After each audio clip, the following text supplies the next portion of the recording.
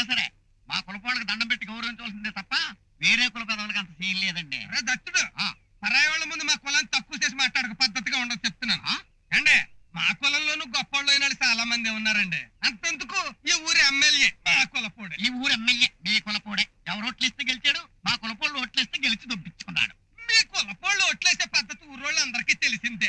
గుర్తుకి మధ్య గుర్తేశారు, అన్ని క్యాన్సిలే. మీ కులపోళ్ళు ఓట్లేయడం కూడా శాతకన్నీ శాని ఎదవలరా.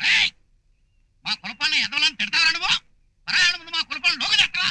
నువ్వు లోకు చేసి మాట్లాడొచ్చు మా కులపోళ్ళని. మీ కులపోళ్ళు నేను తిడితే మన కులపాలు మొత్తం రండి, ఈ కులాన్ని నిలబెట్టండి.